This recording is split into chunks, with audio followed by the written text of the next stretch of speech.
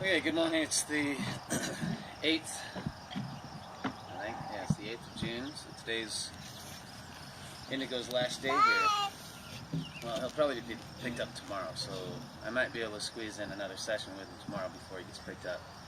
But just in case, this will probably be his last session. I'm going to teach him how to tie, or at least the beginning of how to tie today. So it's pretty simple the way I do it. Find yourself a nice, strong, solid post. Something that's big enough that you can wrap your rope around. And I always just put it around like this one time. Don't make it a hard tie at all. Okay?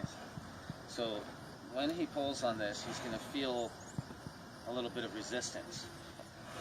The idea is, I don't want him hard-tied here, because if he does freak out, if something scares him, he needs to be able to get away from here and not have this become a bad experience. Okay? So when I'm first showing him how to tie, they have to be able to get loose. Okay? So I'm just going to have him stand here, maybe come to me one more step.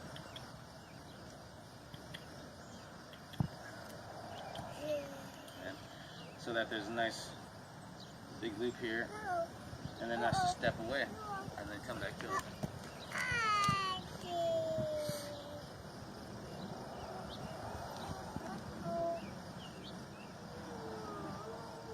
So short increments of time. Now when I come up to him, there you go.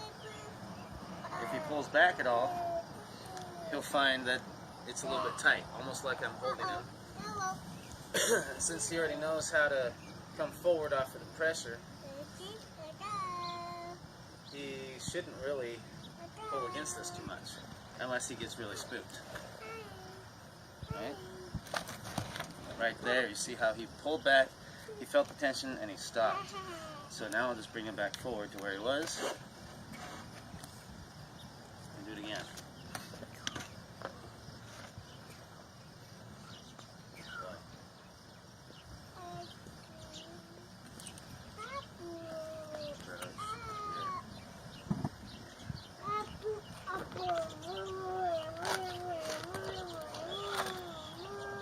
So he feels that right there, pulling on his face right now. So he's going to have to come forward from that. Good boy. And I'll have him come up forward myself.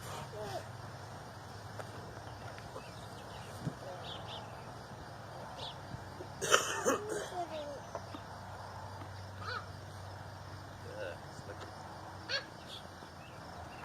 That's a boy. Good. There. Good boy. Come forward again. So I'm just trying to do something that'll make him back up a little bit so he can feel the tension on this rope and learn to stop when he feels it instead of pulling back. So there he's got some tension on it, and he's going to come forward. There, just like that.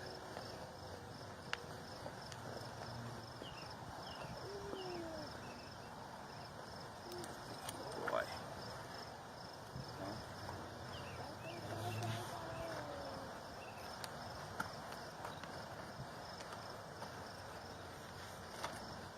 Okay, now I'm going to up this energy a little bit so that he feels that pull.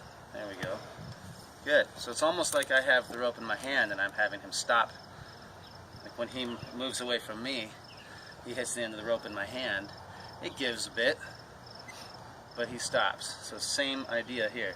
So come on forward again. But it's a very light resistance on this because it's only around that post one time.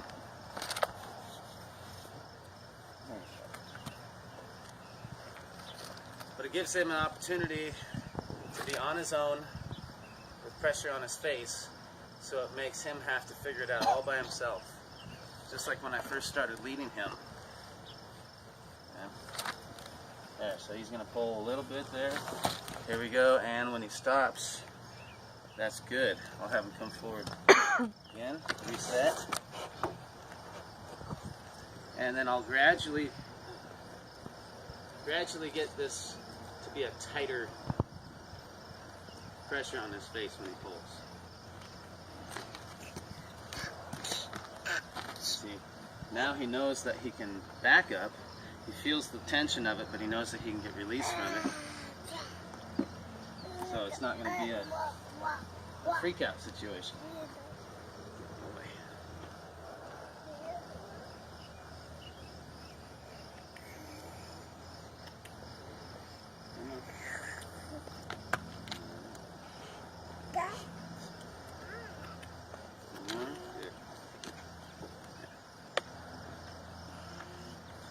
A little further away.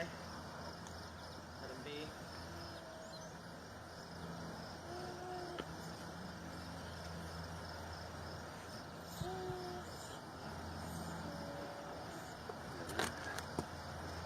Boy. He already knows he's tied up there. Pretty good.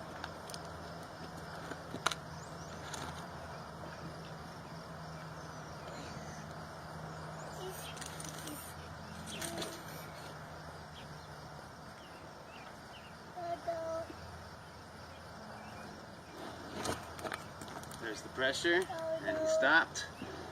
That's good. Good boy. So he went to back up when I approached him, and he got to the end of this, felt the pressure, and he stopped. That was perfect. Move forward one. Good. And then again.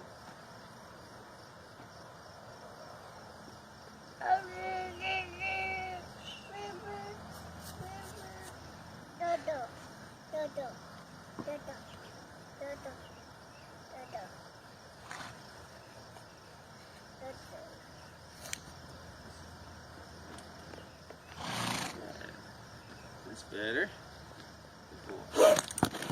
There, that's a good part. Good, bring him back forward. Good. That was a good one. So he actually got to pull back on that one and feel the resistance, but also the fact that he could get loose a little bit and have some release on it. So there's no freak out there. He got to pull back and feel comfortable with where he ended up. To the point where he would stop. Yeah. 'Cause the goal is to not have any big explosions and you know, accidents while they're tied up. So doing it this way helps a lot.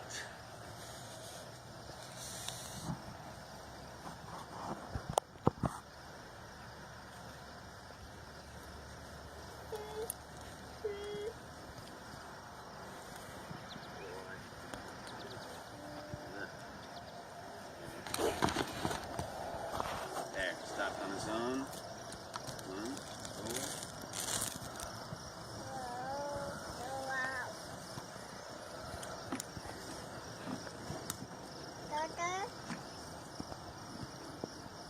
Hang it forward. Cool.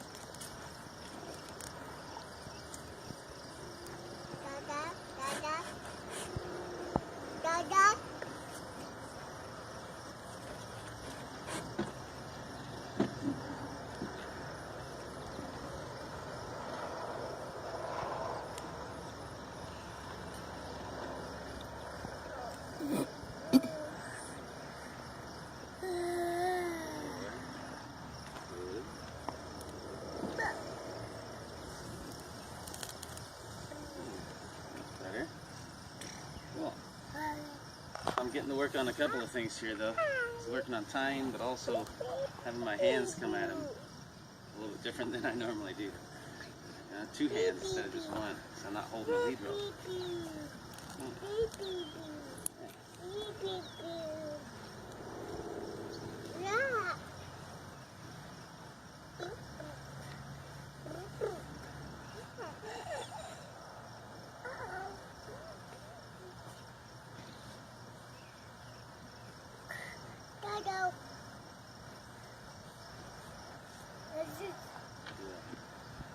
Boy.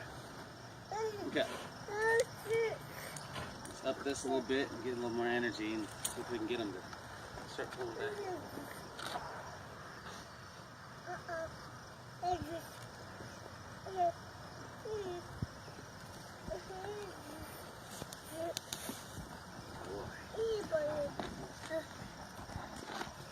There, there's a little pull and stop. These flies are bad. I hate these. Yeah. Come on back forward. Good. More energy. Let's move on. There. Good boy. Yeah. See, he's feeling the pull right there. I mean, I could pull that rope off there with 2 fingers. That's how little resistance there is there. But he feels it, and he knows what it means. It means to go forward. So as long as he keeps his calm and cool, then he'll be able to think about it. But when he feels like he needs to get out of that position and situation, I want him to be able to. For now. And I'll gradually make it so that he can't just pull back as hard as he wants. Good boy. Yeah. Good. That's it. Okay, I got to do it from the other side now. So let's see what happens when I walk around.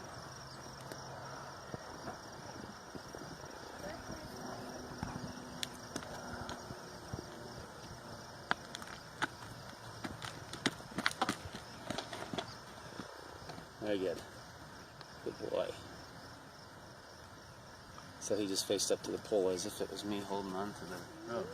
Oh yeah. Good.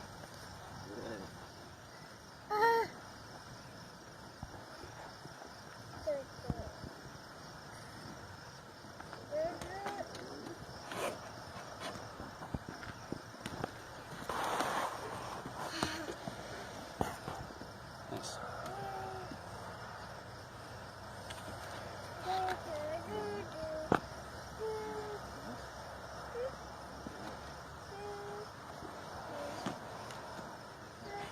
Yeah.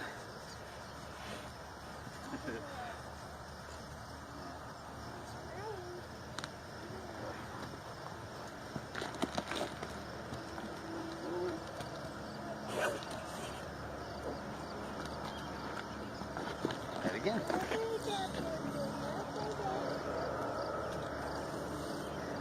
I do both sides.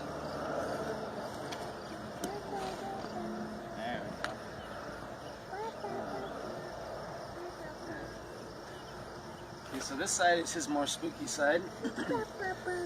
So when I'm over here, he's always more likely to run and take off. So being tied up and having me completely free and him feeling like he's not free over here, that develops the anxiety. So that's when they get scared, that they're stuck to something, they can't get away. And that's why you want it to be a good release. So they feel the tension, but they're not stuck. So they can get away if they need to. Because in a minute here, this isn't going to be such a high anxiety situation here. See, on this side, he's way more anxious than he was on the other side when I was petting him over there and everything. This side you can see he's more anxious about it. And that's just because this side is more spooky than the other. Always has been. So as he becomes better at this and knows that he's just not stuck, then this isn't going to be such a big deal.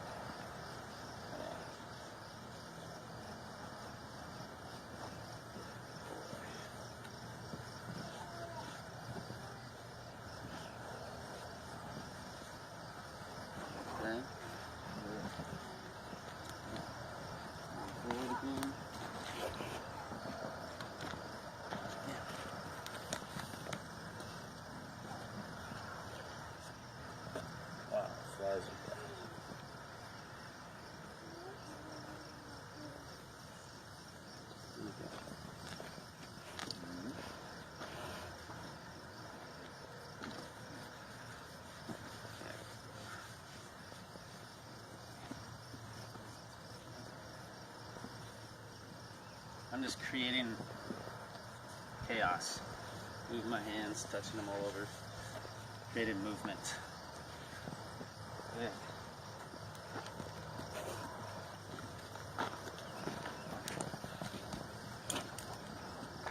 Oh.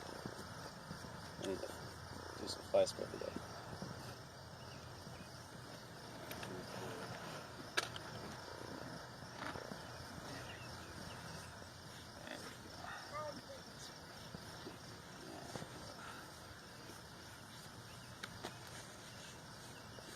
Yeah. Pretty good. He hasn't had a major blow up yet. It's pretty good. Alright. Good boy. Now he's standing straighter. Let's push him out.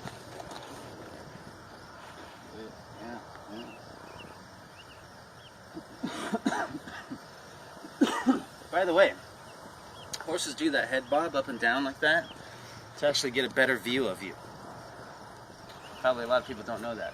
But because they have a blind spot in their vision, see, because their eyes are set on the side of their head, so they can see almost 360 degrees.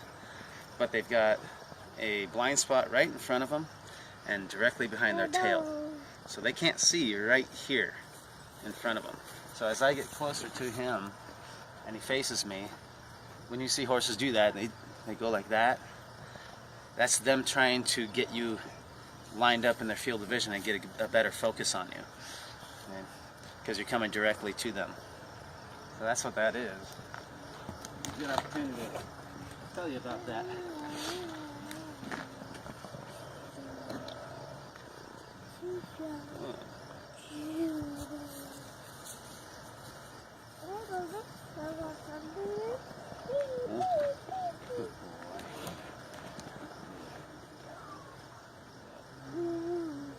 The other time he didn't face up to me right away as I came toward him, so he didn't have to do the head bob deal.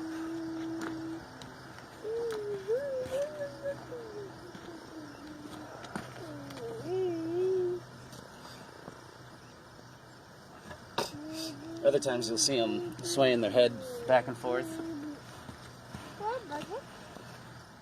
If you're standing in front of them, they'll do kind of this number. So they're trying to get you into one of their eyes. Just means you're standing in their blind spot.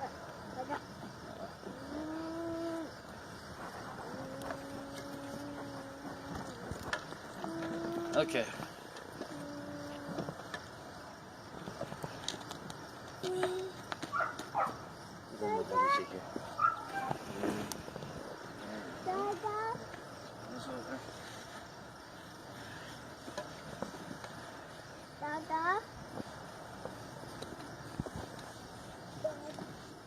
Okay, this is a good opportunity for me to try brushing him. Since he's standing nice here. Let's pause and grab the brushes. Go. Okay, so I've got a soft brush here. I'm not going to try to brush him while he's tied. That would be pretty stupid of me. So I need to introduce this to him first, just like anything else, and then I'll tie him up and brush him while he's tied.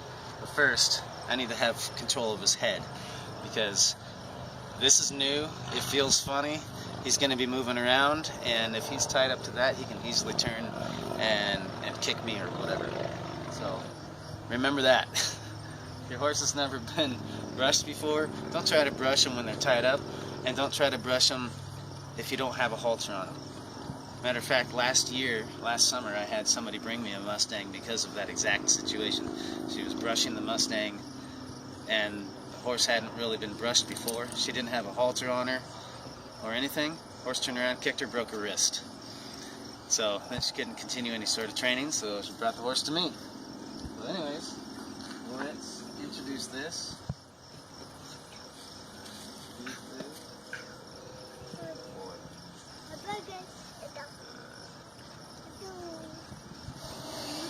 Okay, so I'm going to use the side that's just the handle, so it doesn't feel much different than my hand first.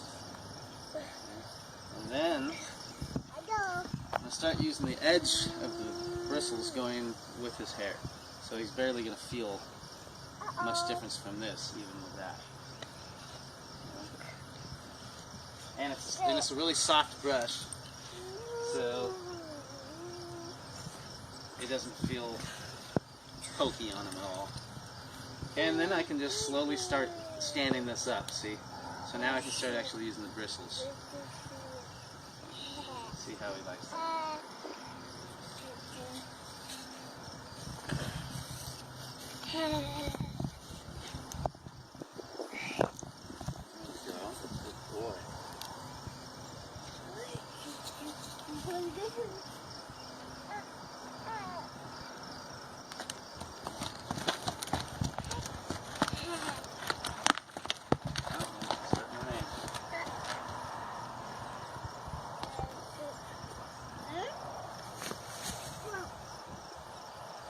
So that was a spot I found right on his girth, and so he started moving around, so I'm keeping it right there until he stands nice, then I'll move away like that. Go back to his shoulder. Alright. Boy. Rest. Good. It's starting to rain. Okay, introduce on this side. Cheek, neck, shoulder, back, butt. Turn around, start using the bristles really softly, sideways like this. And slowly start standing up my brush. Now, nicely brushed.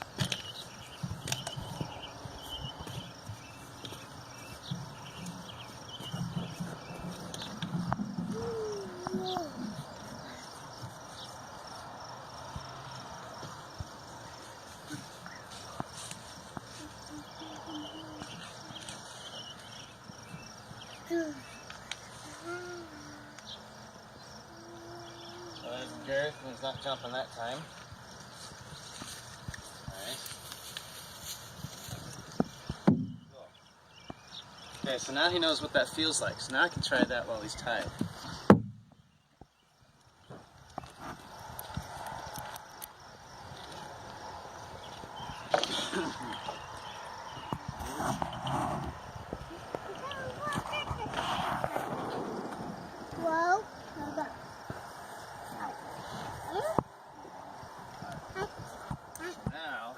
I need to be careful still, because even though he knows what this feels like, he can still very quickly turn and be on top of me.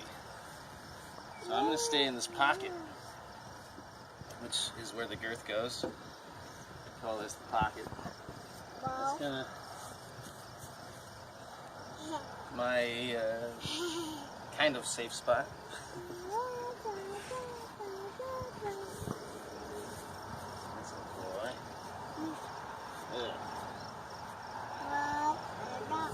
So where the girth goes on him is what I call the pocket. So anytime he moves, he's either going to go forwards or backwards or turn. Okay? If he turns, this is the pivot point. Okay? So his front legs will either go left or right, or his back legs will go left or right. Okay? I mean, yeah, he can move completely sideways too. But if I stay in this pocket and he decides to turn, like he wanted to turn his butt to me, and I just stay here in this pivot point and pivot with him, his butt can't get to me. So I talk about that while picking up feet as well. Staying in that pocket. Okay, now we're getting to the legs. That feels funny, doesn't it? Yeah. Good boy.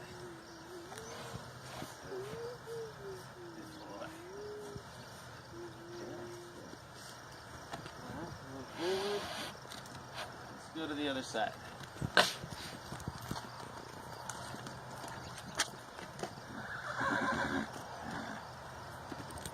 Tanner, back up. Okay, the other side. Good. There, you see how he wanted to rock back, and then he felt the tension of the rope on his face, and just stood back up. And this is all on very light tension, like I was saying. I could pull the rope off there with 2 fingers. It's just barely putting any tension on his face. But he can feel it.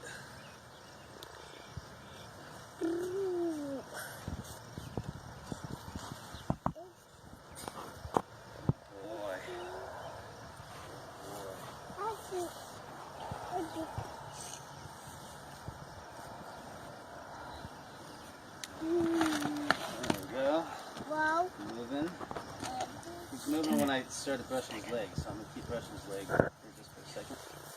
But he stopped. That was nice. Good boy. He pulled a little bit and then stopped.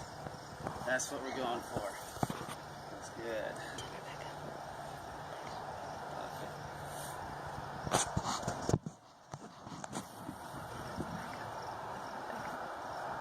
That's nice.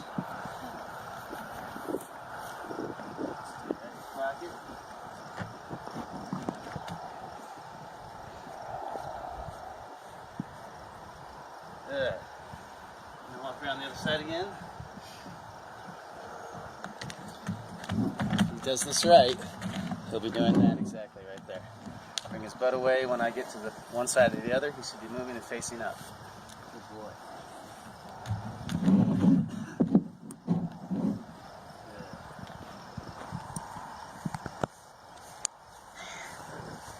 And pretty soon they realize that this actually feels good. It's a nice thing to be brushed. Yeah.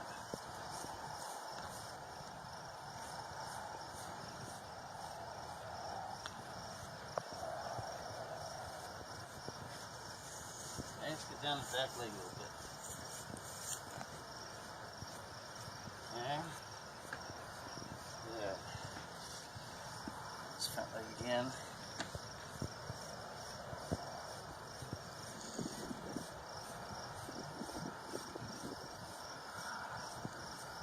Very nice. Boy. There. Now, doesn't he look prettier? He was pretty clean anyways. Well, cool. I'm just going to keep practicing that. And then here in a little bit, I'll up the ante, basically. Get a plastic bag or something and see if we can get him to stand still.